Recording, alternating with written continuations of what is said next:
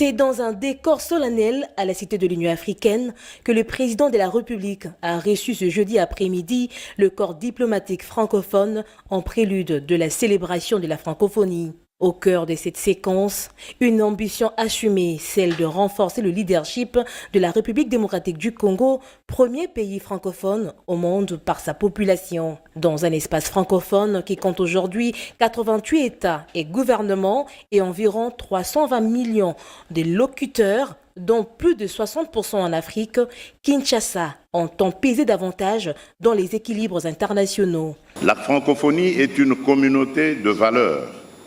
Mais elle n'a de sens que si elle sait traduire ses valeurs en gestes concrets.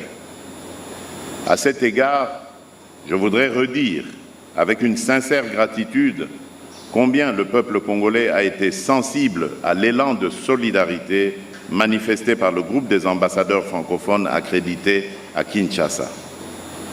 Le 20 mars 2025, alors que la République démocratique du Congo traversait l'une des périodes les plus douloureuses de son histoire récente, marquée par les atrocités commises dans l'est du pays et l'occupation de Goma et de Bukavu, votre déclaration commune et votre mobilisation en faveur des enfants devenus orphelins ont constitué un acte de fraternité d'une haute portée morale.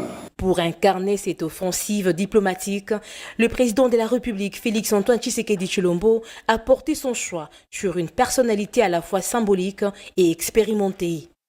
Juliana Amato Lumumba, fille de l'icône de l'indépendance Patrice Emery Lumumba, devient ainsi la candidate officielle de la RDC à la tête de l'Organisation internationale de la francophonie. En votre nom, Monsieur le Président, avec vous, pour l'honneur et le prestige de notre nation, et pour la renaissance audacieuse qu'exige notre temps, je déploie 9 projets neufs pour une francophonie neuve. Non pas 9 intentions, non pas 9 simples déclarations, 9 fondations d'un destin partagé de paix et d'interculturalité entre nations francophones. 9 projets pour une espérance organisée du bien vivre ensemble entre francophones du monde entier.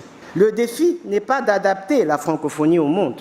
Le défi est de donner à la francophonie la capacité de transformer le monde. Dans son allocution, la candidate a esquissé les contours d'une francophonie à refonder, appelant à un véritable sursaut et à une transformation profonde de l'espace francophone, porté notamment par une jeunesse qui représente plus de 60% de ses populations. L'échéance est désormais fixée. L'élection du secrétaire général interviendra lors du prochain sommet de la francophonie prévu en novembre 2026 au Cambodge. Après cette présentation officielle, les RDC s'engagent désormais dans une campagne diplomatique active en vue du 20e sommet de la francophonie. L'objectif est clair, faire élire pour la première fois une candidate congolaise à la tête de l'OIF et affirmer une conviction forte, celle que l'avenir de la francophonie se joue en Afrique où se trouveront près de 85% des francophones d'ici 2050. Bonjour à tous les amoureux de la lecture. Aujourd'hui, je vous apporte un livre, Autopsie de l'injustice contre le père au tribunal de la famille. Dans ces livres, on nous explique l'expérience de mariage et l'expérience des couples en Europe, en Afrique et partout dans le monde. Ces livres est écrit par un Congolais détenteur d'un doctorat en philosophie. On traite plusieurs questions dans ces livres. Pour tous ceux qui veulent acheter ces livres, contactez le numéro affiché ou écrivez par mail. Ça va beaucoup aider la jeunesse, surtout les jeunes mariés et tant d'autres qui sont dans ces processus, à voir comment gérer tous ces problèmes.